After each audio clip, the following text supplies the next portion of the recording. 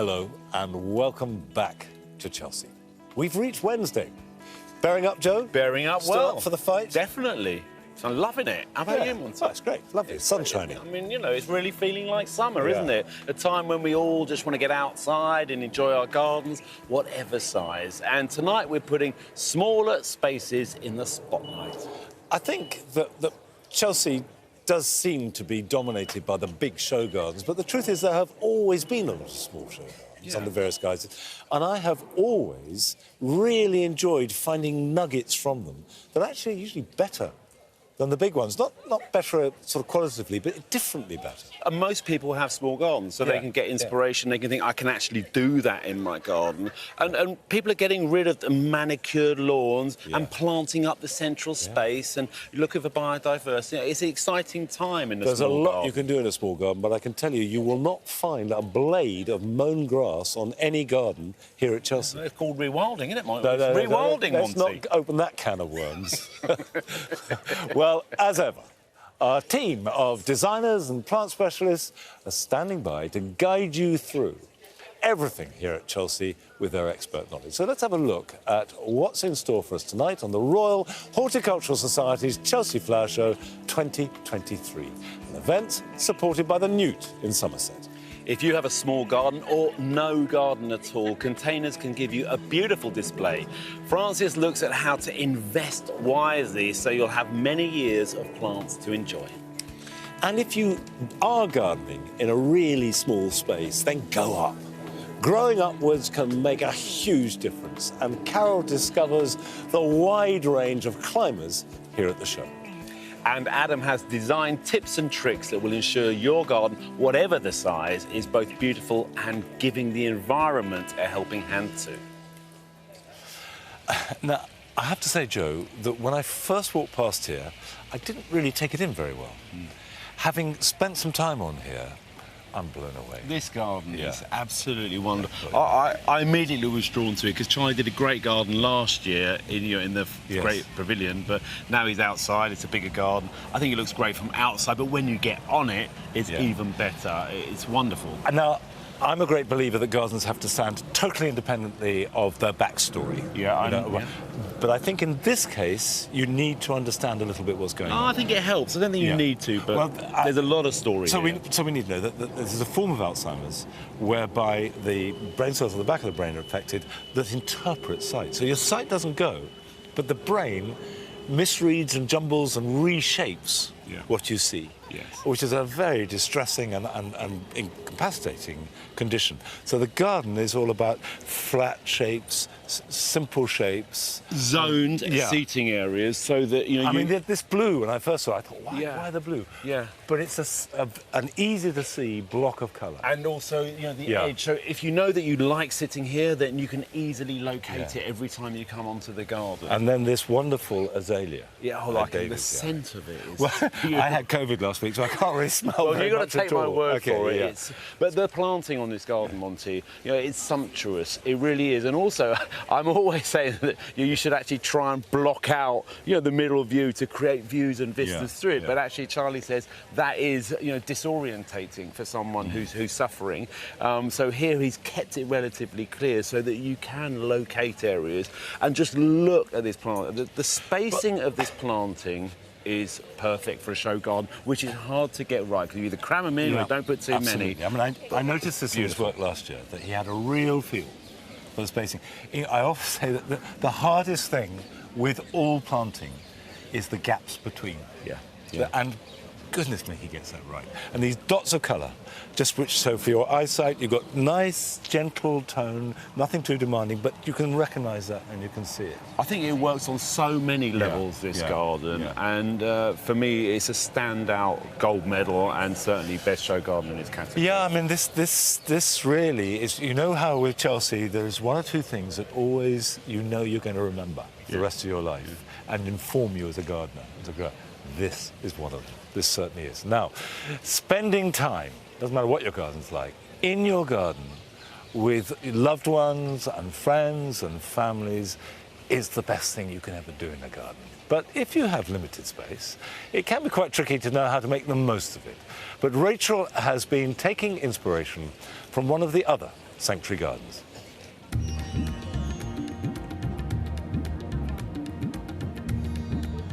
This is the London Square Community Garden, and it is all about sharing your garden space with other people. What I'm so impressed with just straight away is the large table right in the middle. We're not shying away from the fact that the table is key, because here's the outdoor kitchen area, and so it really is about entertaining. So look at this beautiful surface. It's made of a terrazzo, which I especially love these. The chest boards that are inset into the tabletop, so that it's not only a space to eat, but a place to play and chat and read and so on. It's wonderful. And then over the whole thing, we've got this pergola. This is a very airy pergola. Often they're made of timber, they're quite solid, but this has got that sort of lightness. And then things like the Tracheospermum just growing up over the top, and you can have all manner of different climbing plants, and they give different levels of coverage. And then around us is a really practical space for cooking, for eating, for entertaining. And then right the way round the edge of this terrace are herbs, thymes and sages. So literally you're cooking here, go down, stoop down, pick something, rinse it off and cook with it. I think it's absolutely brilliant. This is very much a garden of two halves, and this area has its own very distinctive atmosphere, and it suggests a different way that you would enjoy it with other people. It's got more in terms of height, more in terms of shade, and lovely soft pale mauves and pinks, really lovely dusky colours. And then as you get towards the corner, you've got all sorts of lovely little plants tucked in there, things like the ferns and hostas and epimedians. And you also get this sense of enclosure. You've got the roses going around the supports and under the tree, so you feel safe and protected. It's a place to have an intimate conversation with a good friend. And also you're slightly separated from the hubbub. You've got the family and the rest of them, your noisy friends over there, and here you can just be separate. The whole plot is 12 metres by 6, which is something I think a lot of us can relate to, that sort of size of space. And it just shows that by dividing, you conquer. You can have quite different atmospheres so that they work sociably on different levels, but the whole thing knits beautifully together. As we spend more time outside and enjoy the longer days, do you ever consider stopping and thinking about how exactly the seasons affect our plants and trees? Well, this week we're taking a look at the science behind why they do what they do during the summer months. Today it's all about flowers. Here's Nick.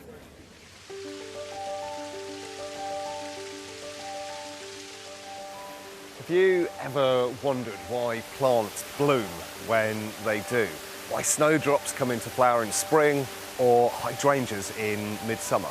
Well, it's all down to a series of different environmental factors, including day length and temperature. And both of those things will determine when a plant produces its bloom in order to ensure that those flowers are there for the pollinators and it can produce seed. And the plants here on the Birmingham City Council stand are no exception. This riotous display of colour is a celebration of the history of Birmingham parks and the fabulous people that look after them today.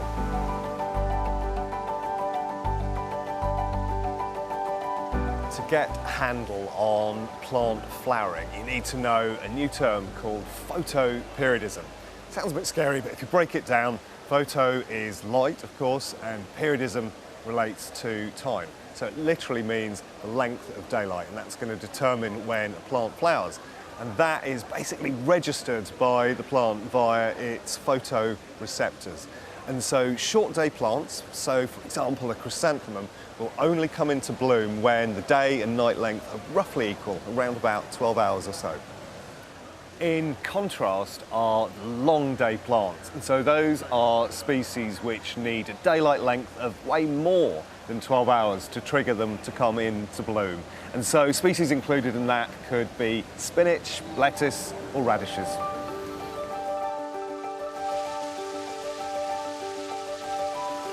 in addition to long day and short day flowering plants, there's also a group known as day neutral species. And they are plants that will flower irrespective of the length of day or night. The vast majority of what you see here growing on the stand fit into that category. And in fact, this diacia down here is a prime example.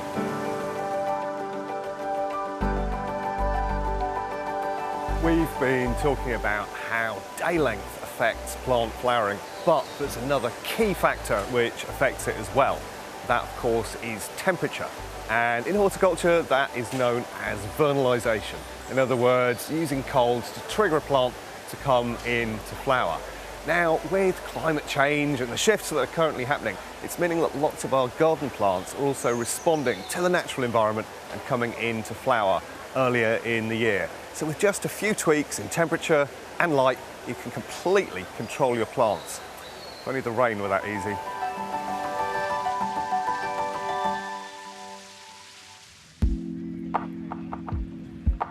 There is no question that climate is changing. None of us are quite certain in which direction, except for the fact that it's getting warmer, and our plants are changing too. Plants like cypresses, like agave, like rosemary and other Mediterranean herbs are becoming much more common in many more gardens.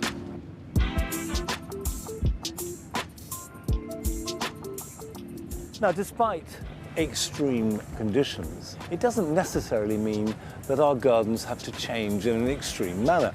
And this garden, the Mediterranean garden, shows how to do that, using plants that like hot, dry conditions. So we have olives, and we have phlomis, and we have rue and nepeta, and they all come together. The main thing is that don't try and mix and match those that love dry and those that need wet. One of them will be unhappy. However, if climate goes on changing, maybe we will have to make drastic changes in our gardens.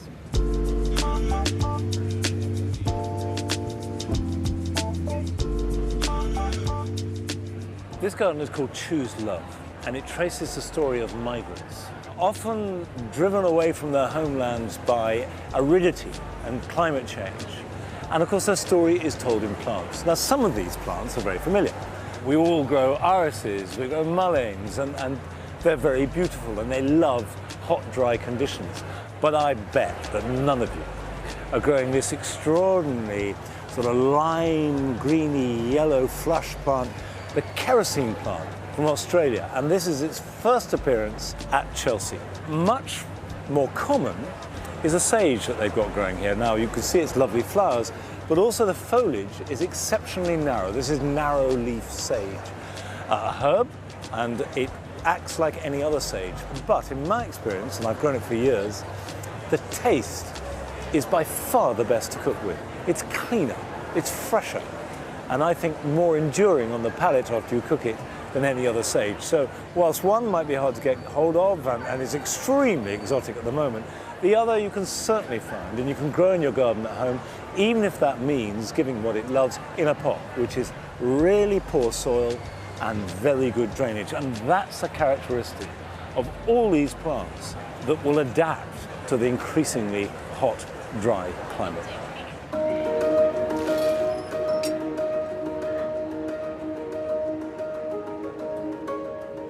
This garden is for the Teapot Trust, and it shows another aspect of climate change, which is just as serious as drought, which is flooding. And I speak from experience because Longmeadow floods regularly, and I've had to learn how to plant with that. And there are three plants here that I particularly like and which cope very well with wet conditions. The first are the candelabra primulas, and they're running here down a stream like dolly mixtures, like sweeties, following the line of the water. The second one is less dramatic, but actually I'm very fond of, which is Thalictrum. There are various types of Thalictrum, but they all need to have damp feet, but not all the time. If you get a good winter soak, they've got deep roots and they will find that moisture. And finally, cannas are tropical plants, but they love the wet. You can grow them practically in water. Interestingly, they're pretty resilient in drought too, as long as they have a period of wet. And this is something that we're seeing here this year at Chelsea everywhere, and something that all gardeners have to deal with, are the extremes. Very wet periods, very dry, very hot, very cold. We have to learn how to choose our plants, to adapt, keep our gardens looking beautiful, and being healthy. It's tricky, but it's interesting.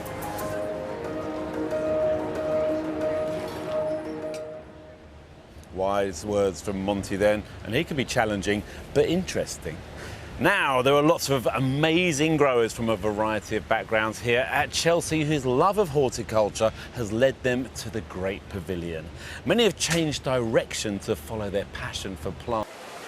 And we'll be seeing the next part of Barry's story and finding out how he got on tomorrow night. Barry isn't the only one here at Chelsea who has followed their passion and changed everything because of their love of plants. I'm here with Cobus and Heath from Billy Plants. Now, when we think of Billy Plants, we think of Billy Carruthers because he was here for so many years, but you've taken over, Cobus. That's the thing, yes. I'm nice and fresh into the industry as well, so it's quite nice to be here. And were you mentored for this? Definitely. I've been there since about 2016, so I've been here with Billy and with Heath for the past 4 years. And yeah, this year is my second trying to do all of this ourselves. So. Okay, well, the exhibit looks absolutely stunning, but you both changed career significantly.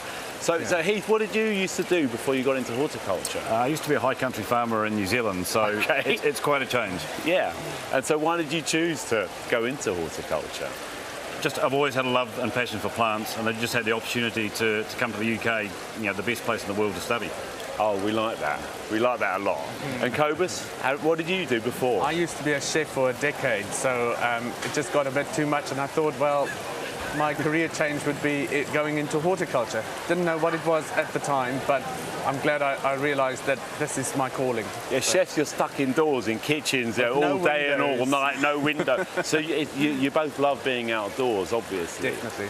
Yeah, and how's it been getting the exhibit for Chelsea this year? I mean, it looks stunning. Did you really enjoy putting this together? As usual with Chelsea, the design concept started just after the last one. Yeah. And we had an idea right from the start, but it's been Cobus doing the growing that's been the challenge. Yeah, well, what plant-wise has been a real challenge for you this year? This year, I would say it's definitely the peonies. It is so difficult to try and get them to open up and do their things so early in the season because we're about 2 weeks behind London's kind of climate. Yeah. So that's definitely my biggest thing. Everything else seemed to be doing what they were supposed to do, so I'm quite happy. So any regrets of going into horticulture, changing your careers at all? Yeah, not at all. I'm not looking back, that's for sure. Yeah, you still love it. And I can see you've done a bit of landscaping here with the water feature. I think it looks fantastic, it looks beautiful. And it's great to meet you two guys. Lovely, thank you. Cheers.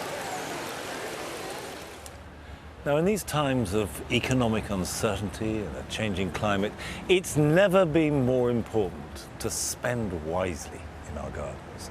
And across the week, we're looking at how to make more informed decisions to pick the plants that give us the most value year on year. And tonight, Francis is looking at plants that do well in containers. No matter what size your plot, or even if you have no garden at all, containers can give you a whole range of beautiful and happy plants. And it may be tempting to see them as a cheap option to get you some quick colour, but in fact, if you invest wisely, they can keep you growing happily for years.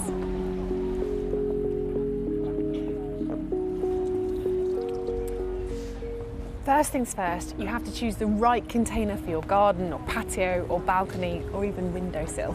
It might be about style, something that you like or that fits in with what you've already got, but there are practical things to think about as well. So for example, the bigger container you can fit, the better generally for the health of the plants. They will be happier if they've got a bit more room, and it will save you having to water them and feed them quite so regularly, so it's a little bit more sustainable environmentally too. The next thing to think about is what plants you're going to grow. Every different plant has different needs, so you'll have to change your compost depending on those needs. It might be more free draining, it might be more water retentive, you might want more gravel, more sand, more soil, depending on your plant, so make sure you get that right. The designer originates from New Zealand, and this is about her childhood garden. So there's lots of New Zealand natives, including Muehlenbeckia, Marlborough rock daisy and the New Zealand Christmas tree. It's really, really beautiful.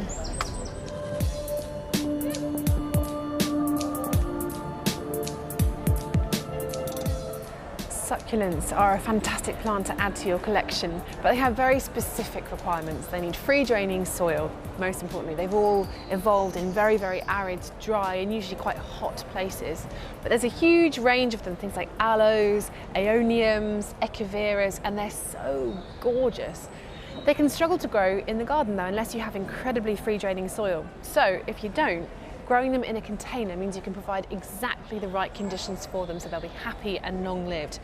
Lots of these are completely hardy, so everything in here could be left outside for the winter as long as it doesn't get too wet. So a bit of horticultural fleece just draped over the top keeps most of that moisture off and a little bit of heat in. Others, like the aeoniums, are tender, so you need to bring them in for the winter as well. Succulents aren't very deep rooting, so you can get away with slightly smaller containers for them. And if you use really small containers and restrict them a little bit, that stress can bring out a whole host of really beautiful colours as well. If you only have a small plot, then there's no need to miss out, because there's a whole host of dwarf plants available that are very happy and quite well suited to containers. And these are the dwarf hostas, and aren't they beautiful, so delicate and sweet. Now hostas do like to be a little bit shady and damper, so if you're going to grow them in a terracotta container, these have all been painted on the inside with a waterproof paint. It just helps them to hold on to that moisture a little longer. As we all know, hostas are incredibly prone to slug and snail attacks. But the good news is that having them in containers can act as a little bit of a physical barrier to keep them off your plants. If you still find that you are getting damage though, a bit of garlic foliar spray will really help you. Aren't they lovely?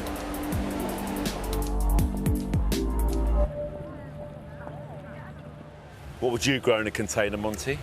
For shade, I'm a great fan of ferns. They look great in containers. Yeah. And actually, the simplest thing, at this time of year, you've got a big container, full sun, cram it full of cosmos. I was going to say cosmos. There you are, you see, great minds think alike. Flowers all summer long, fantastic. Well, still to come tonight on the RHS Chelsea Flower Show 2023, an event supported by the Newt in Somerset. I will be chatting to the chef Tom Kerridge and his wife, the sculptor Beth Cullen Kerridge, about how they are combining their talents to make the most of their garden. Dame Mary Berry visits legendary grower John Wheatley in his own garden ahead of this year's Chelsea. And Arit has her pick of the new plants making their debut that we're all going to be wanting to add to our borders. But first, all this week, Adam is taking a look at how the designers here have cleverly used planting and materials to create gardens that are not only beautiful, but also considerate to the environment. And he's looking for ideas for our own spaces.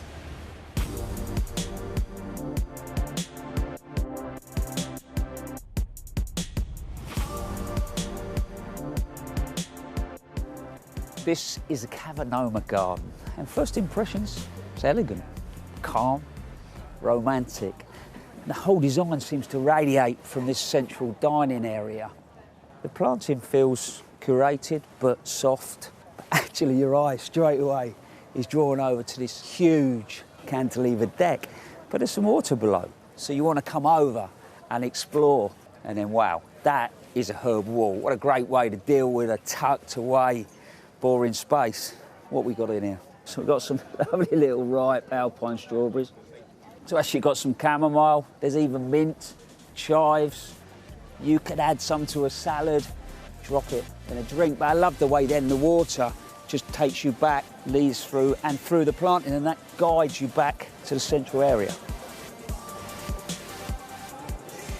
I love the way that this staircase and the path more or less puts an arm around that central space, and the path just invites you to explore.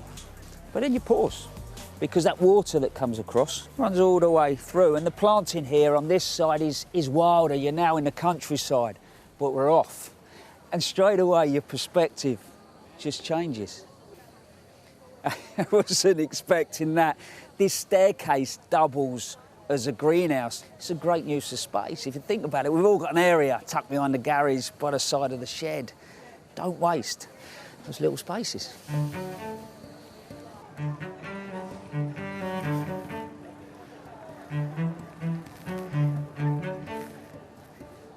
That's incredible. If not, a little eerie. But interestingly, the moment you come up here, you get a real understanding of how good this garden is for wildlife. Because there we start with a meadow, that drifts into a woodland, and you've got elders and nuts, and then cow parsleys and foxgloves. And as he works around, you get a glimpse of the hedge, and the hedge is a mixed native hedge, so great for wildlife. But what I love is there's a real diverse mix of trees.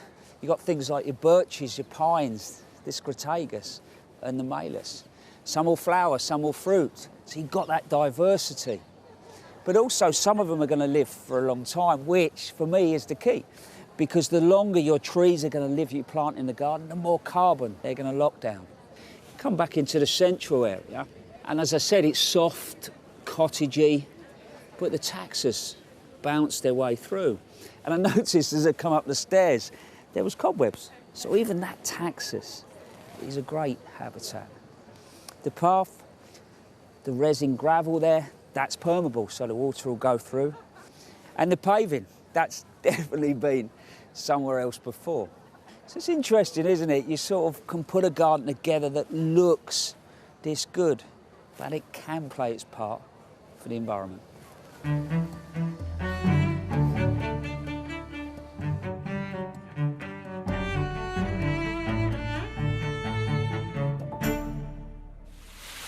Now, I am here on the biophilic garden by Kazuyuki Ishihara, one of the stalwarts of Chelsea, and it's been designed to nurture a connection between people and the natural world. Now, the word biophilia originates from the Greek. You have philia, which means love of, and bio meaning life. A love of life and all living things. Now, you might argue that surely that's what all gardens are about, all gardens here at Chelsea.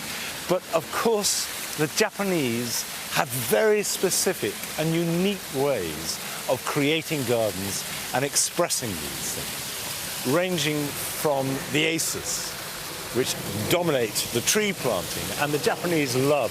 They love them as much as anything else for the elegance of the shape of their foliage, some of which is tiny, some of which is quite large. But like everything in a Japanese garden, exquisitely positioned and placed, because the essence of that is the concept of ma. Ma is about the significant space between things. And in a garden, it could be two stones, it could be just the sections of a leaf of an acer.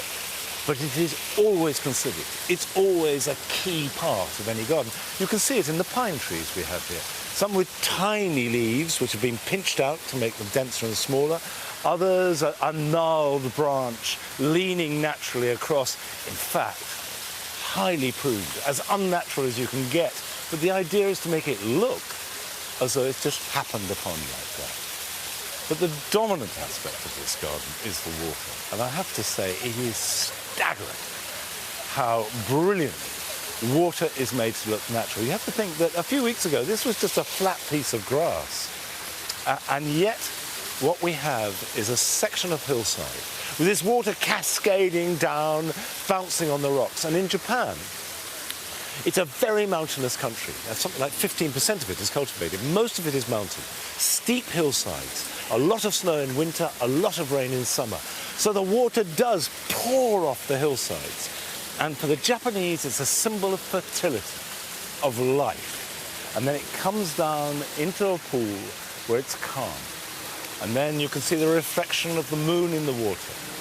You can boat on the water if it's large enough. And you can take that tranquility out of the energy that comes off the mountainside. Now, I'm telling you all this on a tiny garden. This is a small space that crams in so much detail, so much skill, so much history, and it's all here. But then again, it was created by a master.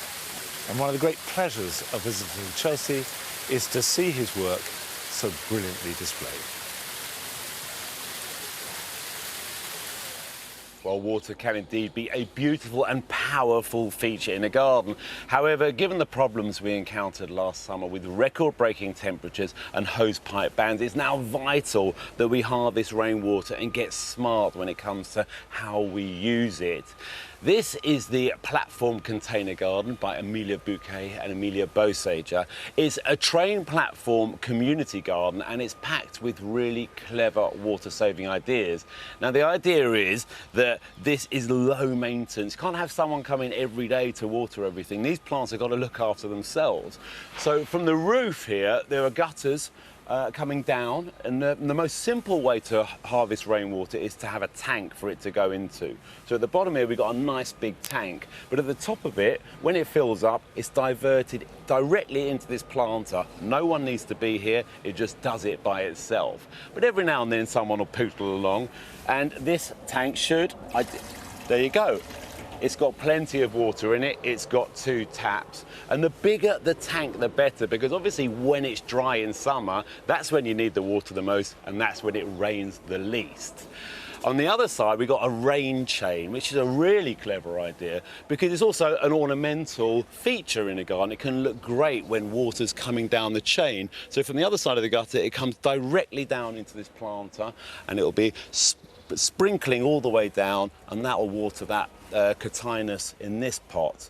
And in this smaller pot, I've never seen this before, this must be a completely new idea, but we've got this sort of a ring all the way around it. So when that pot's full, it diverts it down into the pot below, and I guess you could just keep going forever into a smaller and smaller pot. Really clever ideas on this garden, I have to say, and I think it looks really stylish too. And it's low maintenance, which is the key. Now, it's not just the gardens showcasing new ideas at the show. In the Great Pavilion, the nurseries have brought along plenty of new varieties of plants that could well become features of our borders for many years to come.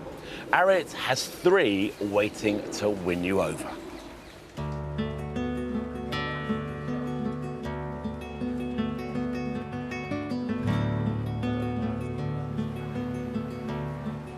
Chelsea is just the place to find the latest plants released by growers, and today I'm going to show you 3 new introductions.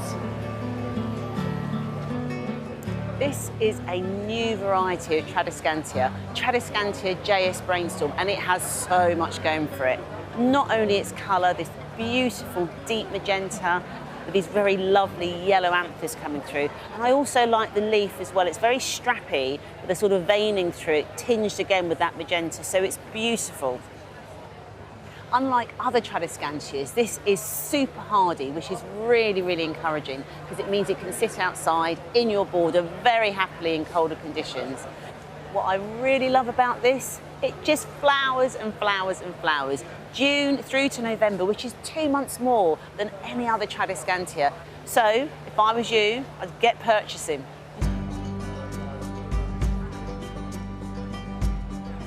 Come and meet Sunflower Desire Red. It is stunning. It's a breakthrough in plant breeding because it's the first compact red sunflower. That means it's suitable for patios and containers, which obviously I love, and I think it's fabulous.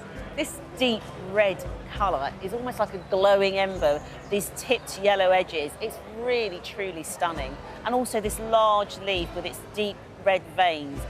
The clue's in the name for its position as sunflower, so it will want to be in a sunny position and keep it well hydrated, watering and some feed through the summer months. If it's pollinated by bees, it will produce seed, which is great for wildlife. So this plant just keeps giving and giving. Look at this beauty. This is Streptocarpus delina, and it's been bred this year in the UK. And what's happened is that the breeder has really worked to make sure that the flowers stand proud of the leaves. And the leaves are actually slightly smaller than other Streptocarpus varieties. I really love the colour of this pale lilac, and then underscored here with the deep purple veins on the petals here. But it's beautifully framed by these leaves. There are a wide variety of Streptocarpus, and they do come in different colours, whether it's solids of the white or a deep magenta, and then of course these lovely two-tone colours that really give it a beautiful delicacy. Now, looking after these plants, they do need to be in a bright light but not direct sun, and sometimes people do tend to overwater them, so make sure that you do give it a good soak but let it dry out. And this plant will give you flowers pretty much all year round. So give it a potash feed, make sure that you deadhead and sit back and enjoy it. Having Streptocarpus delina as your house plant will certainly brighten up your home.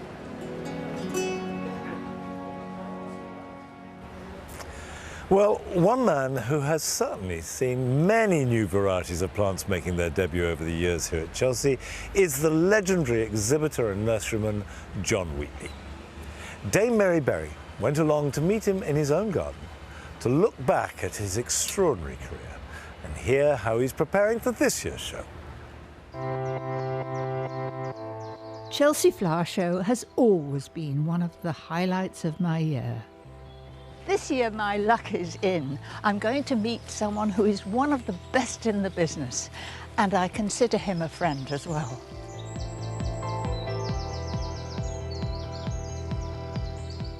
John, it's simply lovely to be here in your home and in your nursery. Well, it's lovely to have you here. Welcome to Somerset. So you're in seventh heaven here amongst your dahlias. Well, I spent my life with them, and at one stage my children said, Dad loves dahlias, not us. But they are a plant that you can put so much work into, and they'll yield you so many dividends in terms of colour, shape, form, succession, and they make beautiful cut flowers. The power of flowers is probably one of the most important things in my life. I like dahlias because they come late in the season and they're wonderful to pick and they're very easy to grow. These are quite early. Why are you bringing them on now? Well, it's a challenge, and I like a challenge, and to actually get dahlias in flower for Chelsea is a big feat. So we spent a lot of time working on these, and I'm fingers crossed. There's lots of bud in here, and they have been given special treatment. They love sunshine. They're a Mexican plant. As long as you feed and water them and give them a little bit of protection and support as well. We use bamboo canes, as I know you do, and string them regularly. Which ones are you most proud of? This is the latest one. This is called Ted, named after my grandson. Has he seen it? Not yet. I wonder what he's going to say. Prefers dinosaurs, I think. This is just like a sweet shop. Masses of colour. What else have you got in here? We've got some lovely foxgloves, different colour ones here, and these are the spike inflorescences that will contrast with the rounds of the dahlias. Then we move on to some delphiniums, which are just pushing the edge. I've got 2 weeks to get these into flower, but they're beginning to come. And as we move on up through, we've got some wow lupins. I'm having to hold these back a little bit, but the key with the lupin is to keep them moist at the base. Well, you're a truly passionate gardener, but how did it all begin? It all started in St Werburgh's in Bristol, where my grandfather was trading in watercress. He was a tither, and he inspired my mother to grow plants. When they moved out here in about 1946, I've just been immersed in it all the way through my career, and it's been wonderful. I couldn't have chosen a better profession.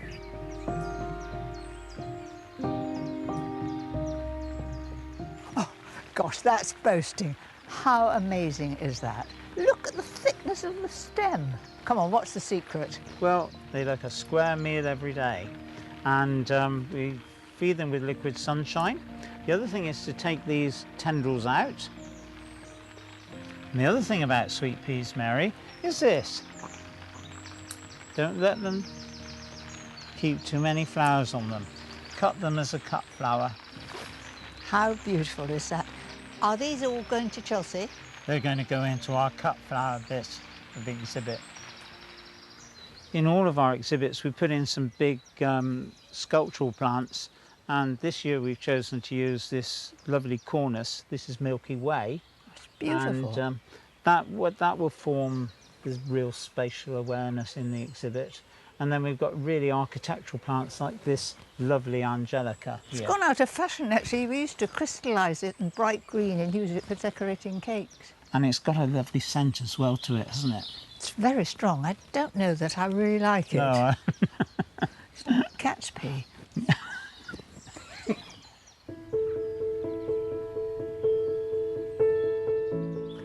I've seen many of the flowers that you're going to take. Can you tell me how you plan to use them?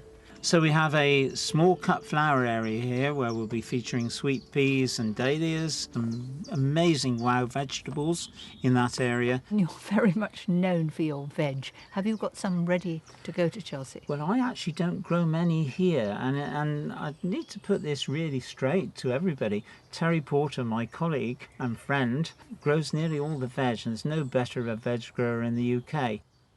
Then we've got a grasses area and some of our super trees and shrubs that are going up here. And then here a floral meadow, fingers crossed, if it comes into flower. And we're 2 weeks away at the moment and it's a bit of a risk. If it comes, it's going to present the whole concept of biodiversity. And the tree that you saw in the polytunnel is going to go there. Well, what you've got are little areas, and it doesn't put people off of being absolutely huge. They can just go to specialised areas. Well, that's the whole concept of promoting what we can do. Whether you've got a window box or a big garden, it's having a go. Our exhibits are really well known for vegetables, but this time we're using some salad crops. And this is a common garden weed. This is Aliaria, or Jack by the hedge, and it's got a slightly subtle taste which goes really well with cheese. It's quite mild. Yes, I think it would be nice with cheese. Then the traditional one, which is the nasturtium. You can either eat the flowers or the little shoots. I think this is lovely in salad, but you just put them on the top at the last minute, otherwise they wilt very quickly. But they look pretty.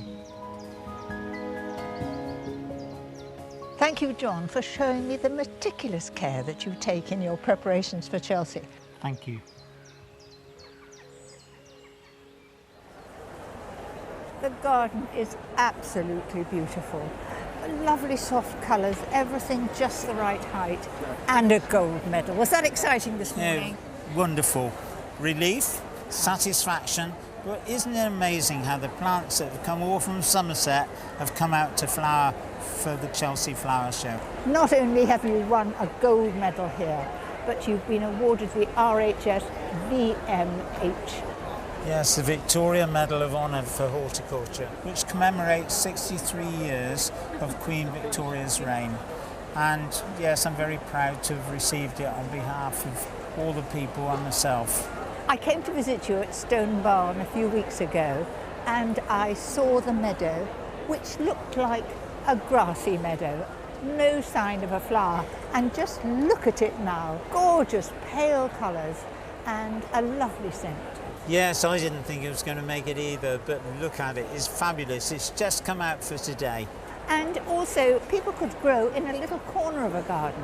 You could have a little wild patch. It needs a bit of sun, but you are so right. The most important thing is to try things. This whole concept of this garden here is to get people to grow and learn about gardening. One of my passions is to involve as many people, new gardeners in urban communities, in the countryside, but particularly in the schools throughout the United Kingdom. We can actually change the world, we can save the planet, but it involves plants and a passion for plants. And I would really encourage people to get involved in gardening as soon as possible. I recognise that dahlia. It's Ted. It is Ted, named after my grandson. We've got the tree dahlias here, we've got the ferns, the Angelica. I remember that. Not too fond of the smell. No. Then we move on down to the beautiful veg grown by my friend Terry Porter. Sheer perfection. Just look at those leeks. Well, it's a tremendous example for everybody who visits Chelsea to see this vegetable patch. Yes, and I think the great thing is you can eat it. And I really would encourage everybody to get involved in gardening and grow veg because it's healthy. Thank you, John, for showing me this wonderful award-winning garden, gold medal. Thank you, Mary. It's been a joy to show you around. Thanks very much, Mary.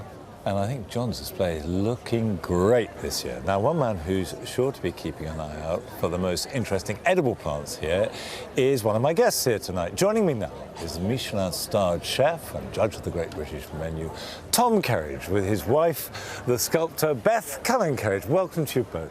Thank you very much. Welcome to you Thanks both. for having us. Is this your first time to Chelsea? My first time. You've been before, I haven't came you? a long time Right. ago, long time ago. But now I can actually really understand it and be in it. So why can you understand? Well, before I was sent in from a sculptor I was working for a long time ago, Sir Anthony Caro, and he sent me down for the day when they clear away and everybody has to buy stuff. Yeah. And he said, get me something interesting. And I don't know. Oh God, came No out pressure. with no pressure, Yeah. a bottle brush plant in the back of my van. You have a garden. We do. We bought a house, and the house is relatively new, but the garden is really beautifully established. Right. And we're very lucky. It's right on the River Thames, and Beth's got a studio, Beth's an artist, With a view sculptor. of the river. Of course I know you. So yeah, we have this Ridiculous. wonderful established garden, which is quite good. 'Cause I have no idea what I'm doing, so I just spend time, like apart from sitting in it. I mean, you are a superb cook. You love food. Is it important to you to know how it grows, seasonality, you know, when to harvest and all that sort of thing? Oh, listen, absolutely. Particularly in Great Britain, where you know better than anybody, we have these 4 quite defined seasons and those weather changes. And that makes a big difference on the food and the way that we cook, actually the way that we feel. But actually, when it comes to gardening and the process, I'm too impatient. I haven't got it takes too long. Like I am what's An the season instant now? gardener. So are you the gardener? Well, I can look into the future and know that that tree will be there and at different times of year it'll do stuff, but not too much. We were a bit lucky. We kind of picked it because it was already in. Now we can enhance it. Yeah, we And we've enhance it with gone art. around, we enhance And you've it been with putting the your art. sculpture in, have you? Yes. Wonderful. Sculpture's in, I work from the garden, environment is a big thing. Yeah. So that we're always happy and, you know, kids can play and we can just enjoy the growth entertaining and the seasons friends and all family. of that. Gardens are very social spaces. Do you have a vegetable garden? No. But we I were don't- discussing. I'm staggered to hear. He doesn't have time. No, I mean, I understand that. You're You're slagging looking off. guilty. I'm now You're looking embarrassed. Yes, of course I do. Of course I got a vegetable garden. Yeah. No, it's funny. We were We've talking grown about a pumpkin. we have grown a pumpkin. It got very, very big and tasted appalling. Right. So it's That does sometimes happen. yeah. But so herbs and things like that we grow and just bits and bobs. But actually, the idea of fruit and or vegetables in particular, it's something that I always think about. But it is that time scale for me. I spend my time. I'm all over the place. I'm super busy. We're trying to run the restaurants. So and do you bits have and help in the garden? We do, yeah. Right. Yeah, we do have Do you some. think there'll be a time when you get your hands dirty? There will be a time when you can get that richness from gardening? Yes and no, it's funny, we were talking about it just walking around because there's We're a couple of designing. spaces that have got those vegetables. I love the idea of outdoor eating, barbecues, and there's some beautiful gardens around and outdoor kind of cookery devices all floating about here. So I love the idea of having gardens that you can pinch food from, eat, cook it directly on. So, but and there's some eating beautiful plants. spaces here. Yeah. All around the place. We've got to blend the two gardens. I have been walking around eating plants. I'm really sorry, everyone. I have been eating plants. You've said this now in public. It's got to happen. It's It's got gonna to happen. Listen, it's been a gonna delight happen. talking to you. Enjoy the rest of the show. And when your garden's ready, I want to come and see it. Come I over. want then we can eat. You'd be more than welcome. I'll All get right. the barbecue going. Okay, lovely. Well, to make the most of every inch of available space in your garden, you should always consider growing upwards. You can go upwards edibly, you can go upwards florally. And Carol has been on the hunt for some climbers that will make a big impression.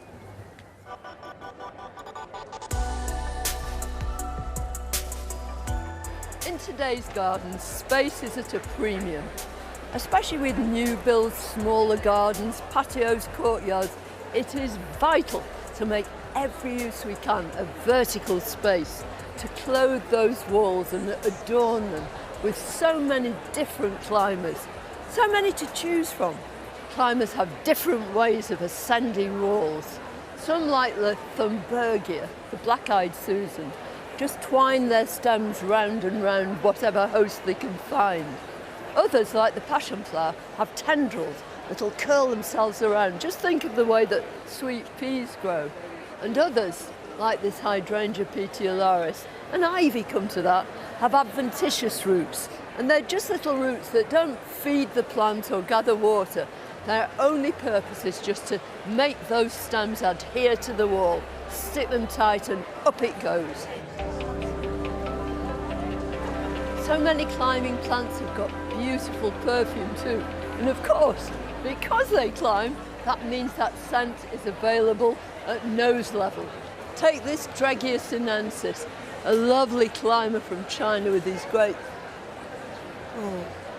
clusters of white flowers that smells of funny. It makes you close your eyes when you actually inhale that perfume.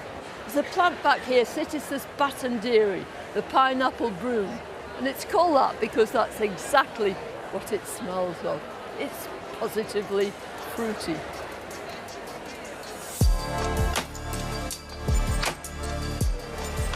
This is the breathtakingly beautiful stand of Raymond Everson.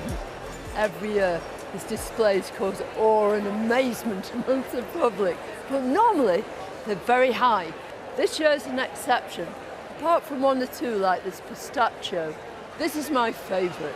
It's called Tumaini, which is the Swahili for hope. And some of the proceeds from its sales are going to help people affected by AIDS in Tanzania. But whether they're growing in pots or climbing aloft above your head, who can resist these beautiful flowers?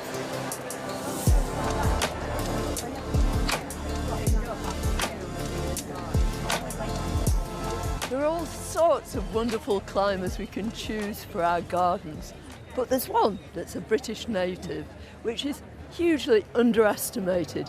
It's Heterohelix, our native ivy, common ivy it's often referred to. First of all, it scrambles across the ground, making brilliant ground cover. But then, as soon as it reaches the vertical, it ascends and heads for the sky. And if you're not growing something as straightforward as ivy or any of those exotic climbers and utilising that vertical, you're missing out on a whole dimension of flowers and foliage.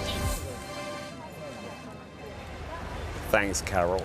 Now, earlier this evening on BBC One, we gave you a guide to all the show gardens in the running for this year's BBC RHS People's Choice Award. If you missed them, go to the website bbc.co.uk/Chelsea for the full list, where you'll also find the terms and conditions and the privacy notice. And you have until 7 o'clock tomorrow evening to vote. That's Thursday, the 25th of May. And we will be announcing the winner on Friday night on BBC One. So you haven't got long. Get cracking. Get and vote. And remember, please don't try and vote if you're watching on demand after the voting has closed. Now it's time for Ask Monty and Joe. Right. Wait for it. We got a jingle! Fantastic. I wrote that myself, that one. Okay, DM Penner asks, if you only had a garden plot that was 1 metre by 2 metres, what veg would you grow in full sun? I think I would use it for as many leafy vegetables as possible. Mainly salad crops, lettuce. Cut and come again? Yes, you could do lettuce, endive, cut and come again. You could have rocket, you could have mitsuna. You could phase it through the seasons. Nice. Maybe some spinach. Yep. That will grow well. And in the centre... Oh, a centrepiece? Yeah, I would have a climber. I'd grow some climbing beans. OK.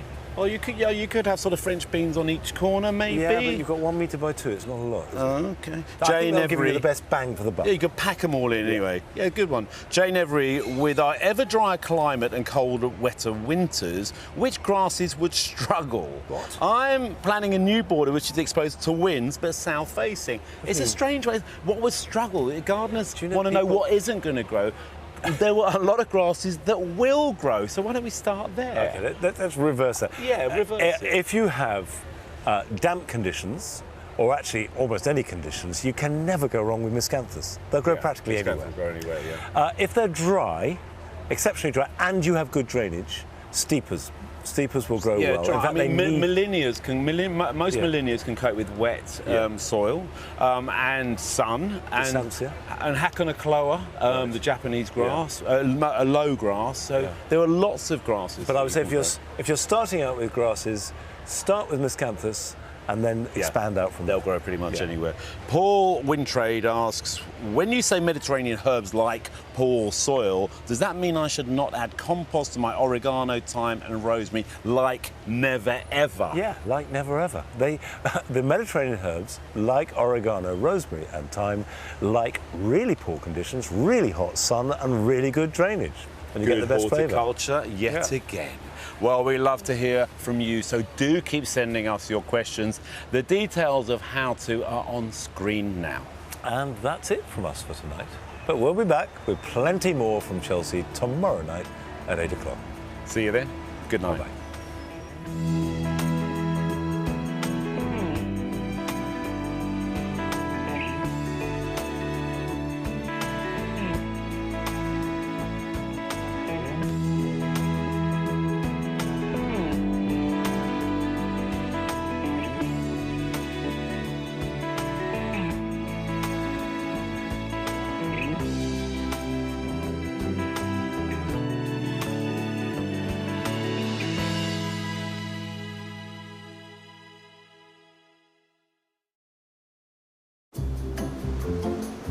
Okay, everyone, we're filming.